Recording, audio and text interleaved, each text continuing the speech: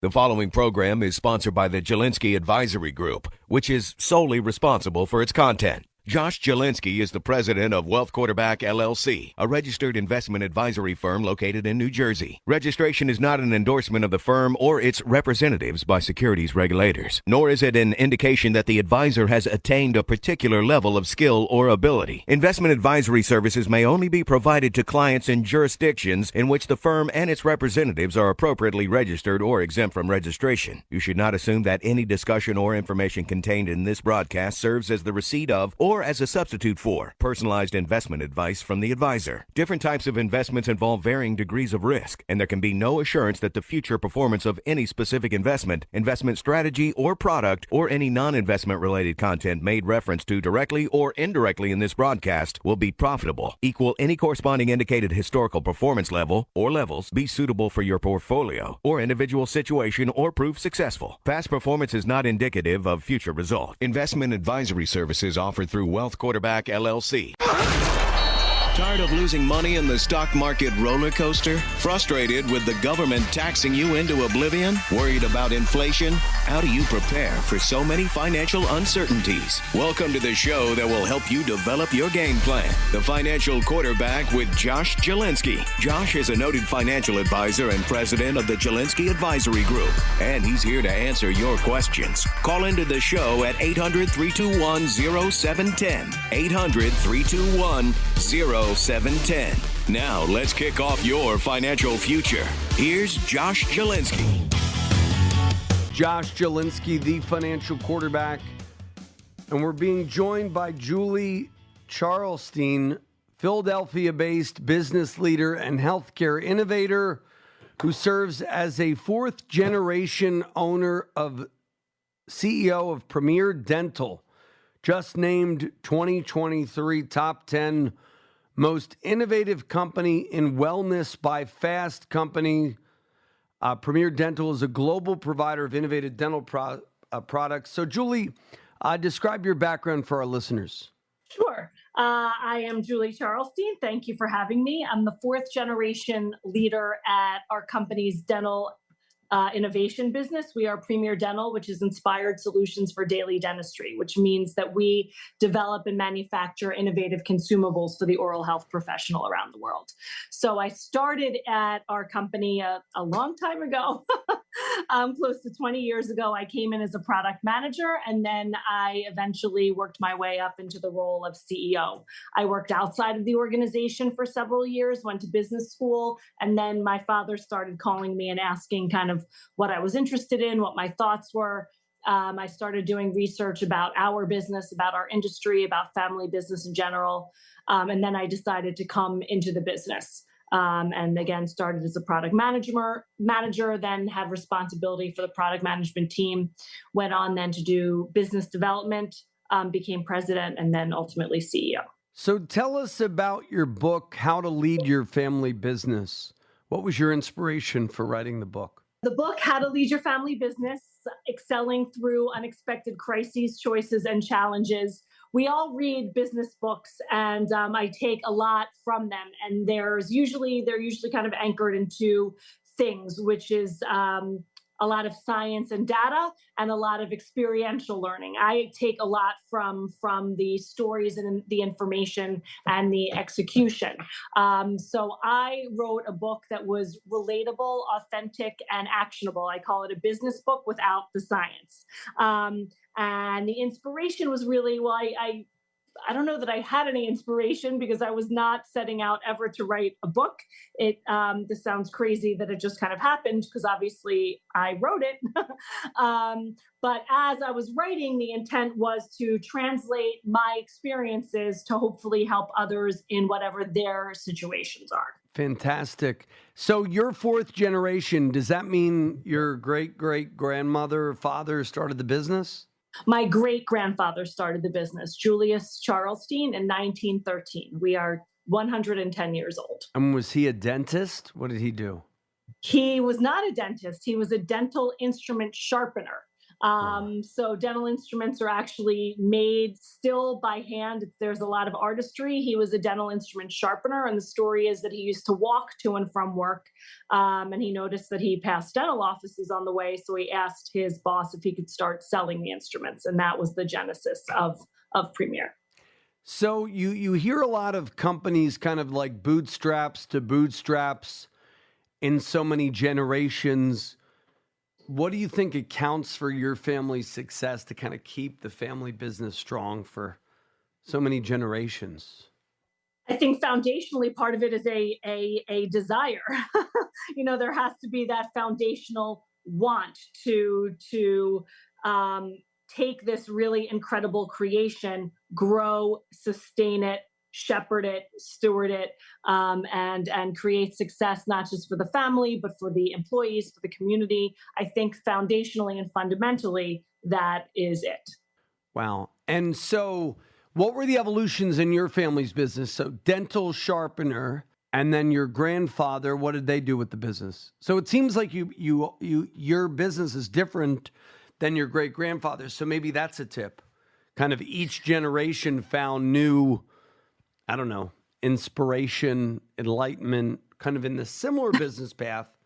But I mean, I know I have a family business, and kind of I'm looking for tips. How do I get my kids? I have 7 kids, so probably one of them will have some interest in the business. Well, you definitely upped your odds with the numbers, so Yeah. I think there's a pretty good chance. I only have 2, so it's a crapshoot. One of my favorite quotes actually is from a Gatorade commercial, and it's to start a revolution, the only solution evolve. So in order to have a business in one family with one ownership come through over decades, over a century, actually, it needs to happen through evolution. Is there one particular thing that happened in each generation to take it to the next? No.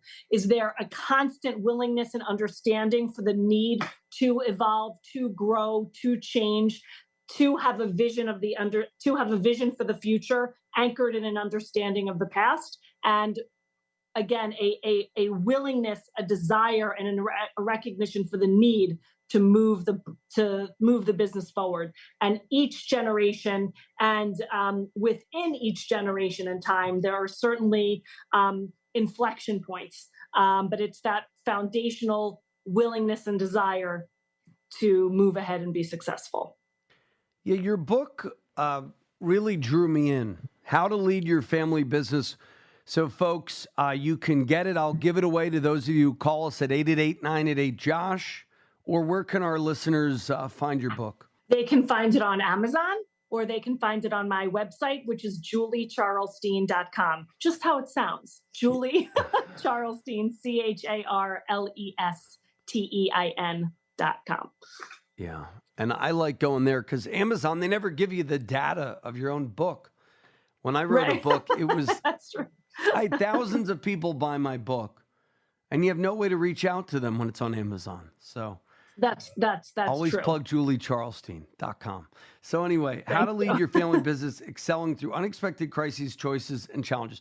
So let me be selfish for a second. So one of my 7 kids wants to take my business. I had another guy who left me really good advice, but I don't know if I agree with that so much. He was a part of a family business, and he was big on, he works with us. His name's George. He works for a company. He ran like a family, I want to say a restaurant chain. He was from kind of the restaurant business.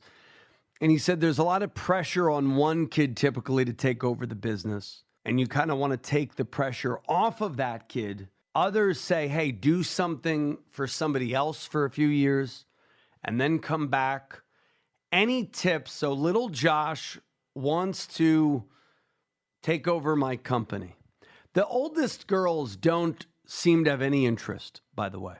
So, not that we're really pressuring anybody, but I think my third born and my fourth born seem to like, unless I'm going to be a baseball player or a soccer player, I want to work for you, Dad, because we're just like best buddies. And so that kind of naturally...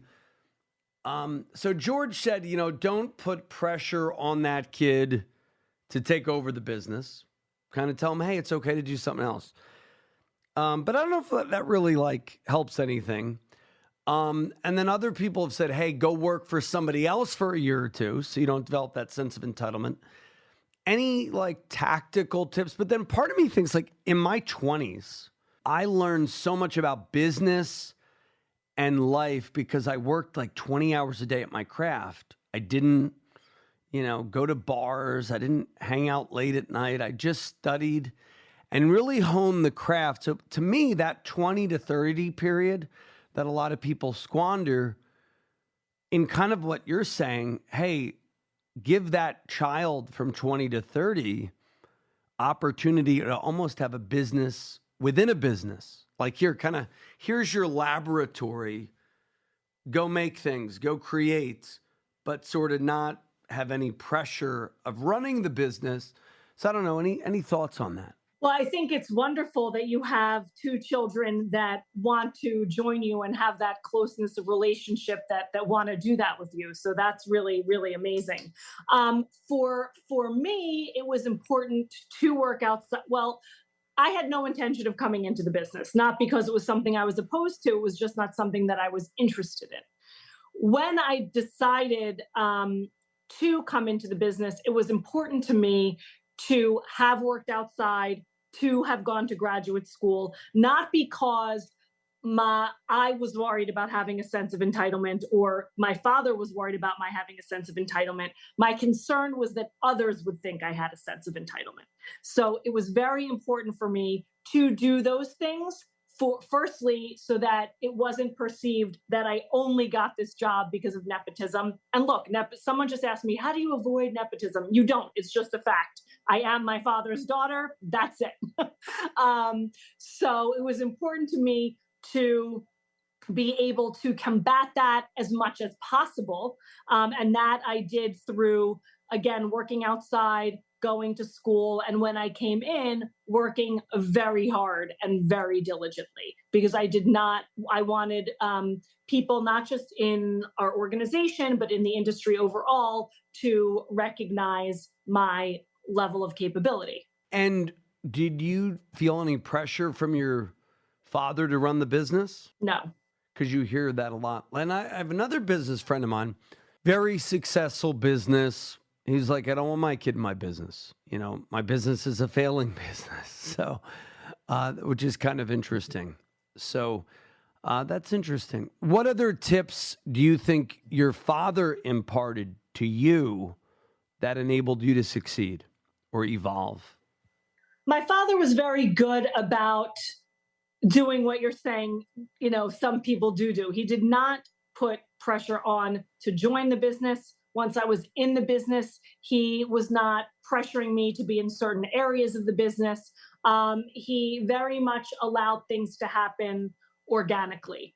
And that was very positive for me. I didn't look at it as, okay, this is what my father wants, so I want to do it. It allowed me to develop a love and excitement for the business on my own. And that then in turn drove me to want to do it well and to succeed.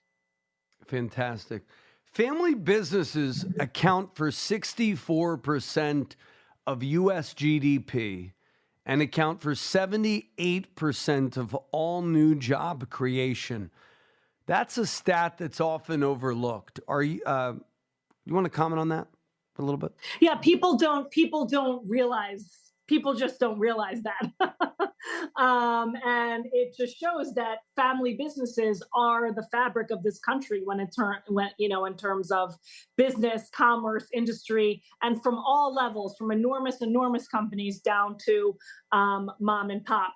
And, people within the economy that are, that means that most of the people in the economy are also working in these types of businesses. And we've been very successful in creating amazing leadership teams from people that are coming from enormous public companies that want the opportunity to come and work at a family business, to have the opportunity to really move an entire organization forward. Apparently, only 3% of family businesses are fourth generation or longer. So congratulations. Why do you think that is? there are many companies that aren't even family businesses that don't that don't last for however, what's three generations, 75 years. Running businesses is hard. Being able to have vision and strategy and directives and appropriate financing and all of that stuff, running a business is hard. And then when you layer in family dynamics and unique situations, it creates more exponential challenges. Wonderful. And folks, Julie Charlestein, you can go to juliecharlestein.com and buy the book, How to Lead Your Family Business, Excelling Through Unexpected Crisis, Choices and Challenges. Julie Charlestein, helping you with all of your family business challenges. Get the book, juliecharlestein.com, or call my office today, 888-988-JOSH. We'll buy the book for you for free, 888-988-JOSH. I also think for some reason, maybe it's nepotism. I think of, for some, you think of Donald Trump, Ivanka's in the business, Donald's in the business, or Don Jr., what's the other one? Eric, they were all in the family business. And that was looked at with some respect. I know, from a political standpoint, they were like, oh, this kid got this.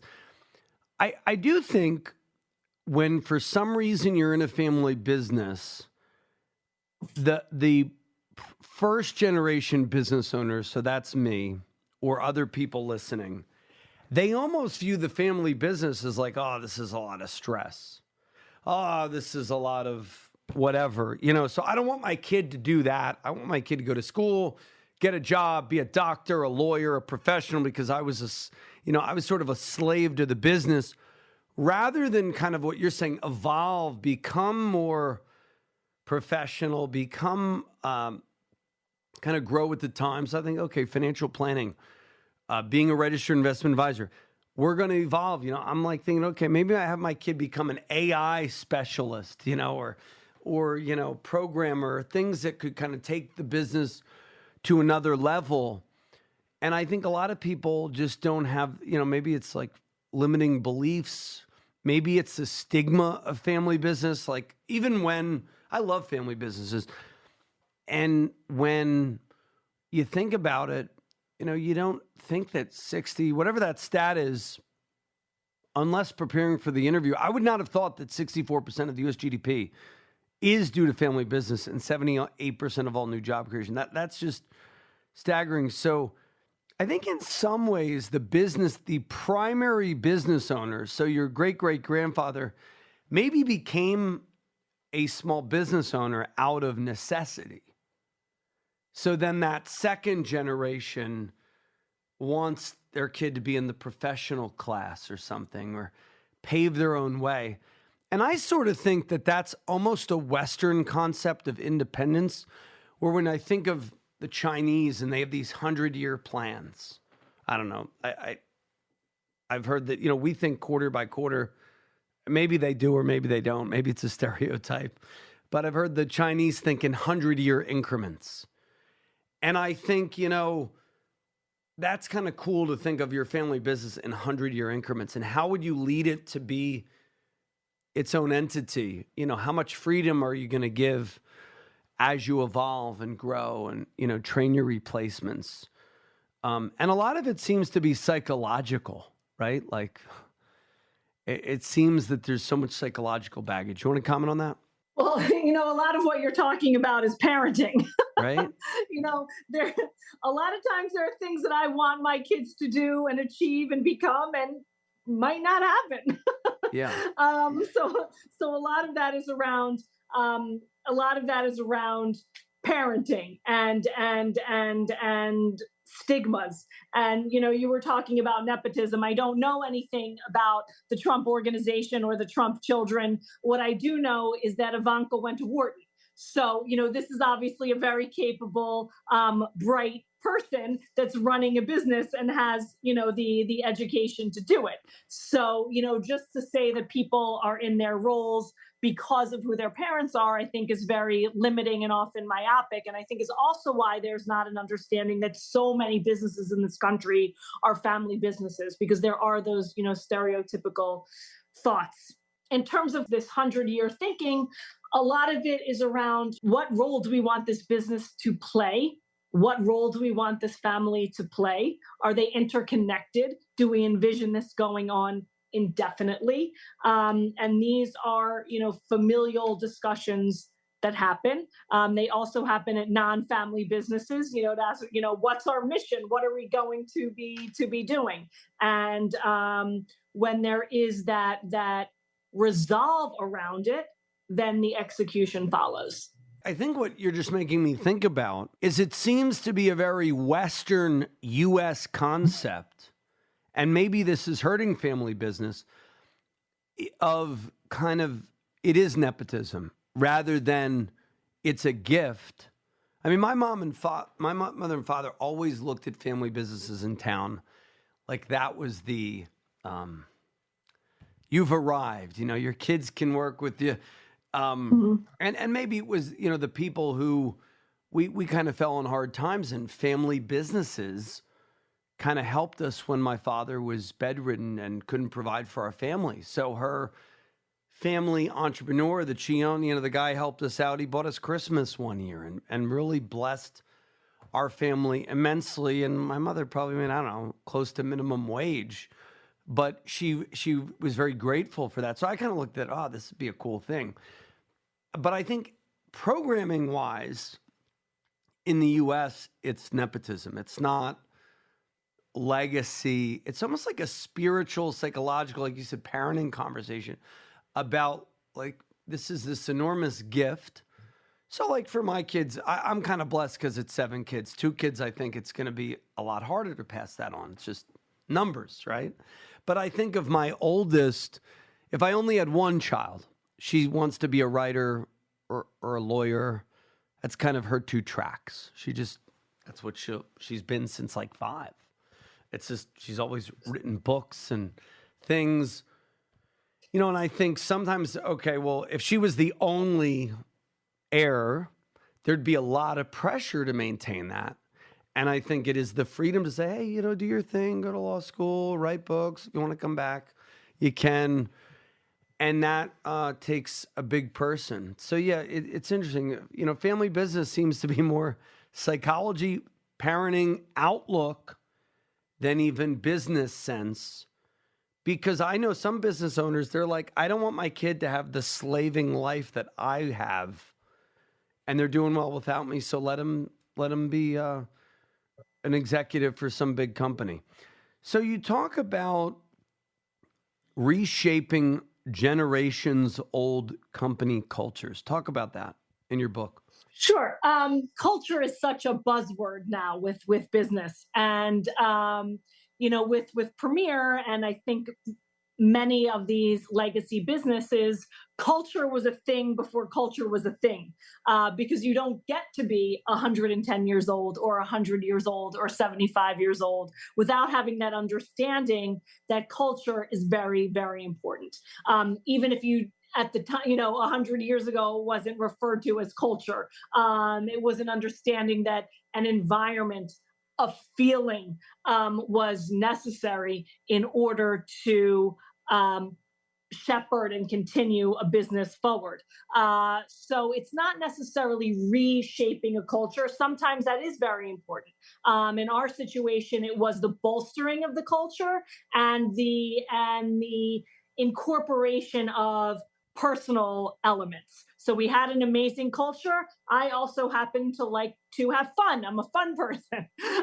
So we injected a little bit of fun also into the culture. But it's a basic understanding of who we are, what values are important to us, and how those will be communicated, inculcated, and delivered through what this organization or this company does. How do you have fun as a company? Like, what's your fun and what's your company's culture? So fun is, done in any number of ways. It's, first of all, it's just in how we communicate, or I communicate. The work that we do is very, very important. We develop and manufacture innovative consumables, as I said, for the oral health professional around the world. So we are helping people feel better. We're taking pain away. We're making them look better. We're giving them more confidence. That's very, very important work. So to be able to constantly recognize that we're doing that, and whenever we talk about that, we just talk about it with such pride and really elation and happiness. And that in and of itself creates a sense of fun.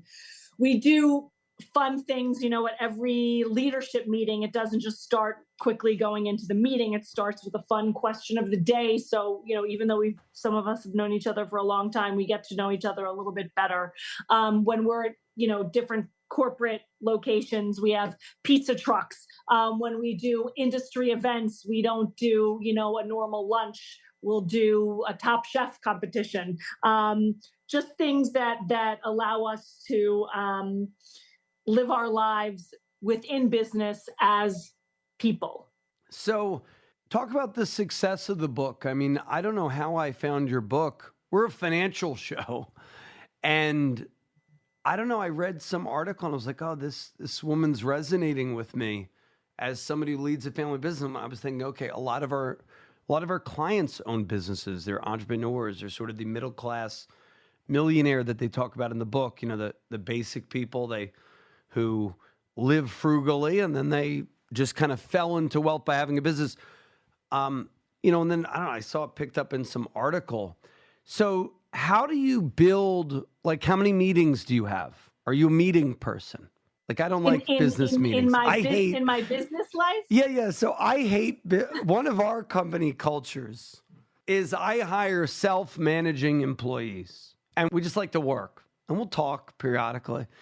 So our culture is, we're worker bees, and if we get, but I get from you do meetings. How do you do meetings that build that culture? We do meetings. I'm similar to you in that I like a team that is very much self-motivated. They know their roles and much better than I can. That's why I hired them. I provide the vision and the direction, and they are able to elevate that and execute on it. Meetings are also important within that. So our process is very important to us, and our strategy is very important to us. And that's, when meetings take place, and of course also when in one-on-ones. So how many meetings do you do a week? We have one designated meeting a week with a specific team, which is our NEOS meeting. And that has many different people. And then depending on what's going on, we'll have other meetings. I'll have other meetings. I don't know. It's a very fluid thing. And then we have we have strategy meetings every 6 weeks and KPI meetings every 6 weeks. But on a daily, weekly basis, it's very fluid. Now, do you find family businesses where will and trust was not in place are ones that go through turmoil more often when succession happens? Is there tactically, do you leave, talk about wills, trusts, estate planning, since we're a financial planning show. What was done, if you don't mind sharing, things that your family did, things that you've done in research for the book. There's been different things I've heard of. Okay, if you have kids who are not interested in the business, buy them life insurance, leave them your other assets, give the kid who's interested in the business, or some type of asset equalization thing. But you don't want 4 kids running the business necessarily who have no interest, and then they tear the business apart. What you're saying is very reflective of reality, in that there are many different possibilities on how to either create equity, if that's what's important, or ensure that there are opportunities for everyone. There is not one size fits all. There are many different things that can be done. And I think actually having advisors is very, very important in this situation. Lawyers, family business consultants, financial advisors, people that are going to be able to bring outside perspective and experience to help to mold the appropriate structures for your family. Governance and documentation and all that. legal history and projection is very important. Do you think openness, like were your parents open about the business, or were they more private with the kids? There was an openness in terms of, we have this amazing business. It was not something that was always talked about in great detail when you're talking about kind of levels of roles or responsibilities or finance or things like that. Our family was different in that way. Again, there's a saying, if you've seen one family business, you've seen one family business. So structures are all different, communication styles are all different. But I think fundamentally, to get from one generation to the next, corporate governance, family governance, and legal structure and documentation are essential. This is Josh Jelinski, the financial quarterback, and we're being joined by Julie Charlestein, Philadelphia-based business leader and healthcare innovator, helping you with all of your family business challenges. Get the book, juliecharlestein.com, or call my office today, 888-988-JOSH. We'll buy the book for you for free, 888-988-JOSH. This is Josh Jelinski, the financial quarterback. Don't touch that dial. Tune in to the financial quarterback, Josh Jelinski of the Jelinski Advisory Group this weekend and learn how to protect your financial future during these turbulent times. Looking to lower your taxes or need help securing your financial future? Then Josh and his team are the people for you. They're experts in financial economics with one mission in mind: to protect you and your investments. From their 27-point checklist to their one-of-a-kind financial quarterback approach, they help you achieve financial health and guide you through the hard times of high inflation, looming recessions, and stock market meltdown. For financial security, call them now, 888-988-5674, and get your free copy of Josh's book, The Retirement Reality Check. Maybe it seems like prices can't get much higher, or that the stock market is headed for bear territory, or maybe you're worried about another great recession. Josh Jelinski, the financial quarterback, can help you protect your family's financial future in times like these. Tune in this weekend to the financial quarterback to hear how Josh and his team can help you decrease your tax liability and lower your risk. Call 888-988-5674 to take advantage of Josh's 27-point plan to achieve financial health. And when you call, you'll receive a free copy of Josh's book, Retirement Reality Check. Tune in every weekend to the financial quarterback and call 888-988-5674 to receive your free copy of Retirement Reality Check.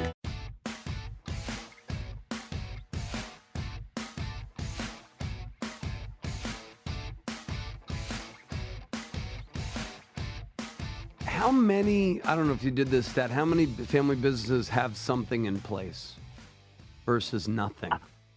I don't know the answer to that.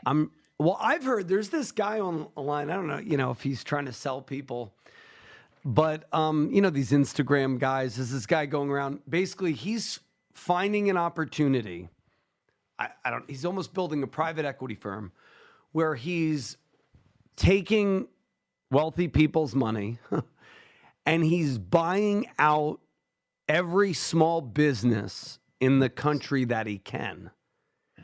Because he's seeing that they don't have family governance in place. They don't have structures. They didn't do the financial planning work, the legal work, the tax work. So they had pretty much no plan. So they come around, kind of like the greatest wealth transfer in history. It's happening with family businesses. So the dry cleaners, the auto repair people, the dentist, the plumber, name it, you name us, insert family business. And those companies are selling for fractions of what they might be worth, but because no one will, let's say, give money to Joe the plumber in, Doylestown, Pennsylvania, they know what that's worth, so they give the family whatever, let's say $500,000, but it's a business that might have a $2 million valuation if it was run properly, but it's not run properly because they have no structure in place if the patriarch or matriarch dies. So it's kind of an interesting thing. I don't know if you have any comments on that. Entrepreneurialism is amazing. Yeah. And, there are opportunities everywhere. So if there is a business that was poorly run and someone is seeking to buy it and then put them all together, amalgamate them, and make something bigger and sell it, I think that's amazing. Are there many people who don't know how to run their businesses? Yes. Are there a lot of people who do know how to run their businesses but still want to sell them or want investors? Yes. They're just all different structures and opportunities. So the big point is you don't get too much into tactics, wills, trusts. Your big point is get a plan. Tax, legal, financial, corporate governance documents. Do you have any tactical tips or not really on that? And that's okay. In terms of what types of trusts to set up? Yeah, or what because types I've of heard that governance some documents? Yeah, well, some, for example, family businesses hate trusts because they found that, okay, the second generation, they then have to deal with the trustee and the bank. Some people love them. Everybody has their own little, thing that they like or don't like. Anything for you that you found really worked well or didn't work well? That's why, again, I think it's very important to get a lawyer and an advisor that you trust and that understands what your goals are. Because what you're saying is very true. Some people, even though trusts obviously offer a lot of protection, someone might see a downside of needing to deal with the trustee. And there are, so many new mechanisms that are constantly being presented that you need these advisors that know what all of these offerings are to be able to give you guidance.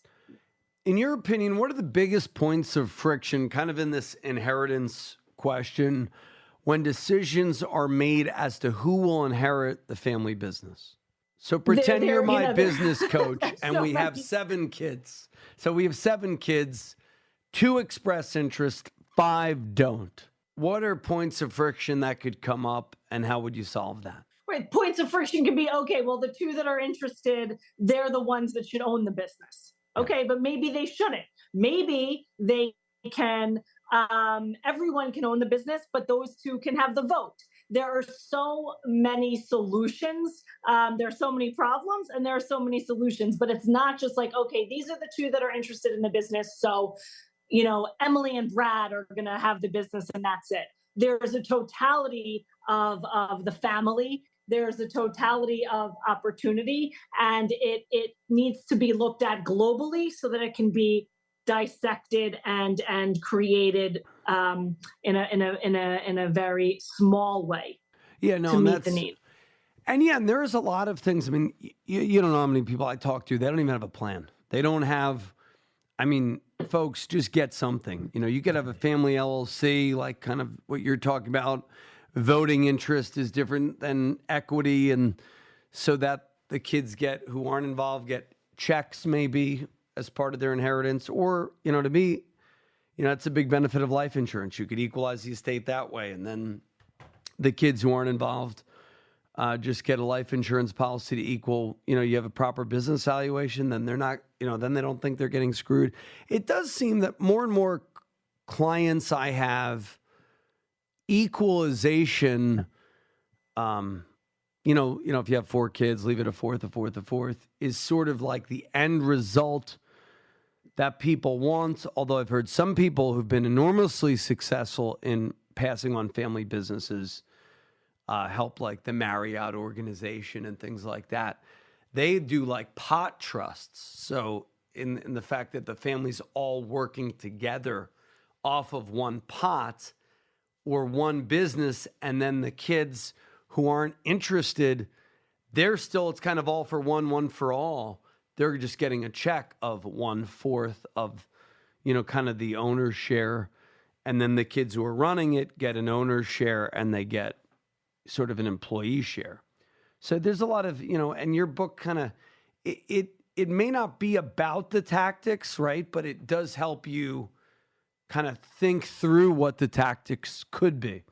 Now, would you say people don't realize just how big a role small family businesses play in the American economy and at large? I think people either think that it's either small business or very large business. I don't think that people think that there's a swath of businesses really in the middle that are generating what the statistic that you said, such a large portion of the GDP. I think it's really stereotyped in that it's either these enormous companies or small mom and pops. What are the learning lessons for other businesses from family businesses, either your own or ones you've studied in preparation for the book? What are your top 3 lessons that you haven't shared so far? I'm not sure who said this, but it is one of something that I try to remind myself of all the time, is that pressure is a privilege. And having this business, you were talking about it before, nepotism and entitlement. And look, being a CEO of a company, there is a lot of pressure, but it is an absolute privilege to be able to be in that role. And that's something that for me is important to always remember, that, again, unexpected crises, choices, and challenges, they arise all of the time. But the fact that there is this incredible business is a true privilege and a blessing to be able to lead it and grow it and evolve it. Yeah, it's a gift. It's a privilege. So, and then 2 other ones. Okay, two other tips, like leadership tips.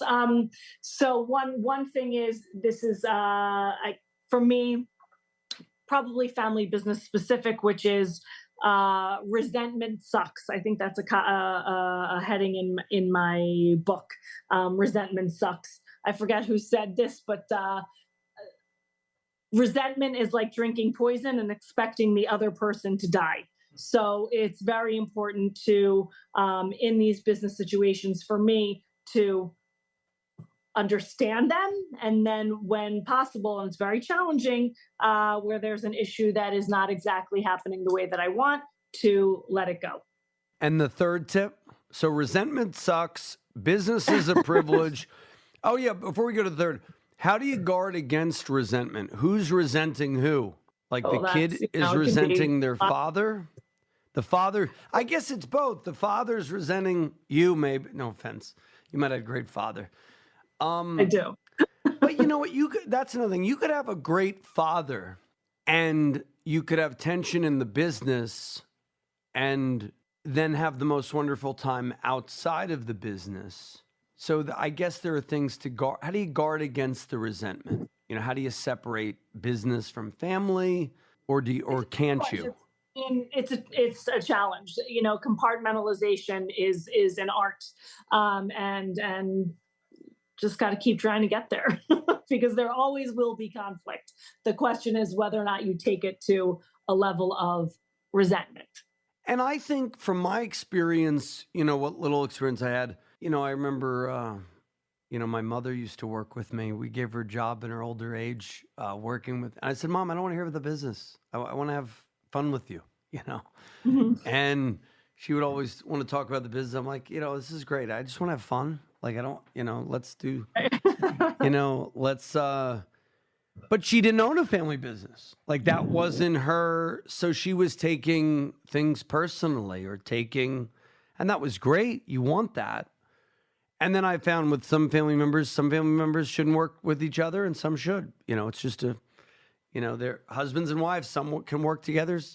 Most cannot. There's other things to keep separate. Okay, so resentment sucks. Privilege, it's a privilege. It's a gift. Family business. And the third best lesson.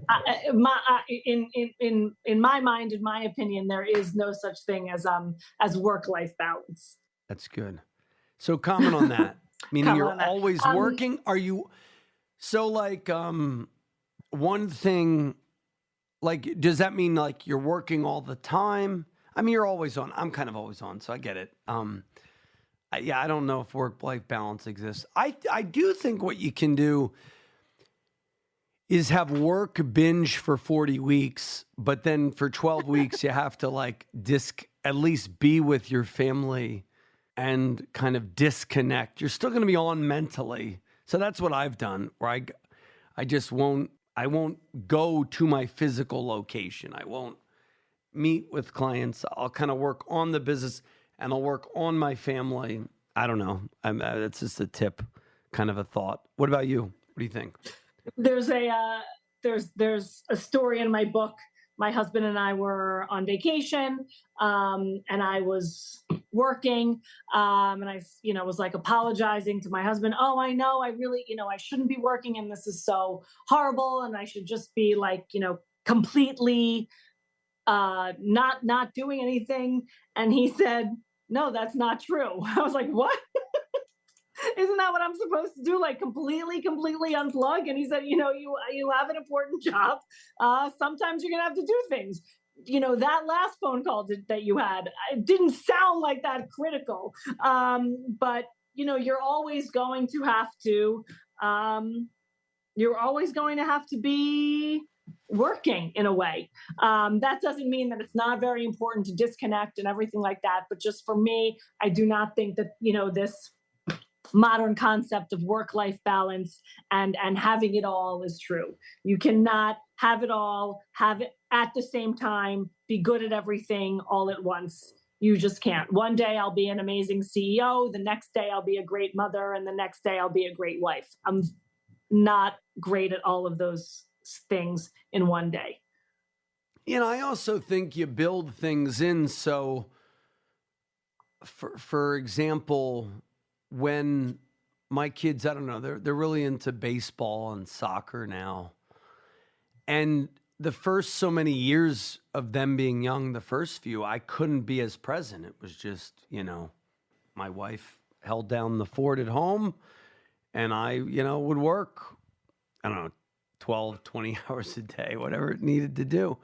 And sometimes businesses, they're like living, breathing organisms. So you need to kind of sometimes attend to things after hours. So what I think like periodization. So for me, from 5 to 9 is my kid and wife and family time. And I can work 9 o'clock at night to 2 a.m. if it has to. And then I'll, work the next morning and the rest of the day. But, I think chunking your time, like, okay, this time I'm not going to bring the phone. This time I'm going to pour myself in, or for us when we go away on vacation, the time without, my wife and I surf. So that's a nice time where you're kind of not thinking about the business. Some people golf, having hobbies, having little things you do to kind of disengage. So you're sort of always on as a business owner. So that's good. Yeah, I don't believe in the work-life balance. I think it's kind of a people who write books who never really ran a business, If you have so much work-life balance, your business may not exist in 20 years.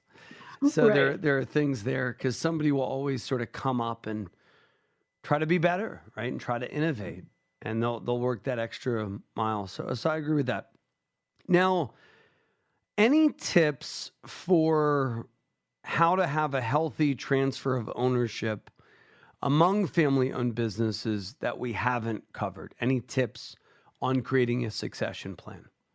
Overarchingly, a lot of it has to do with respect. We talked about all of the other things. There needs to be legal, there needs to be governance, all of that stuff, but there needs to be a willingness to listen and to have respect for each other and for the organization. Julie Charlestein, helping you with all of your family business challenges. Get the book, juliecharlestein.com, or call my office today, 888-988-JOSH. We'll buy the book. So give us a call now, 888-988-JOSH, 888-988-5674. 2 more questions. How to avoid fighting or litigation. You hear that from families. That'd be horrible. I guess legal documents are one side. Any other tips to avoid litigation among family or fighting? Anyone can sue anyone at any time for anything. So I think clarity is very important in terms of clarity around roles and clarity around purpose and communication. Once there is the clarity and the understanding and the documentation, it can hopefully ameliorate the potential. But it's very easy to have happen. And this is a business question, non-related. Dental products. It says, you may not know our name, but we've probably been in your mouth. Yes. What is one thing that's been in my mouth that I would know? That you would know? That I would remember. Yeah, from going to the dentist. So the types of products that you have been in your mouth that you might remember because they happen all the time. So when you go to the dentist, they'll often check your teeth for gum health and pocket depth. So we have a specific instrument that does that. If you have had a crown that was put on, we have a unique smart material that aids in the hemostasis and retraction of your gums. If your hygienist polishes your teeth, she may have used our prophy paste, the polishing paste, or she may have used our hand piece to do that, or our angle. If you had something cemented in your mouth, it could be glued in with one of our cements. So any number of things could have been used or could still be in your mouth. Wonderful. And folks, Julie Charlestein, you can go to juliecharlestein.com and buy the book, How to Lead Your Family Business, Excelling Through Unexpected Crises, Choices and Challenges. Julie Charlestein, helping you with all of your family business challenges. Get the book, juliecharlestein.com, or call my office today, 888-988-JOSH. We'll buy the book for you for free, 888-988-JOSH. Any parting thoughts for our listeners? Things we didn't talk about that you want to talk about as we conclude? I appreciate the conversation, and it's a wonderful opportunity, and as we said, gift to be able to work with your family and really create an entity that is helping not just your family, but the community and, potentially the world. Thank you so much, Julie Charlestein, juliecharlestein.com.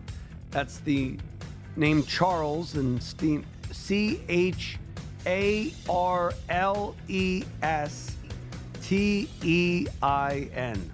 Just like how Correct. It sounds, juliecharlestein.com. How to Lead Your Family Business, and a great book, Wall Street Journal bestseller. Thanks so much for joining us. Thank you very much. I had a great time.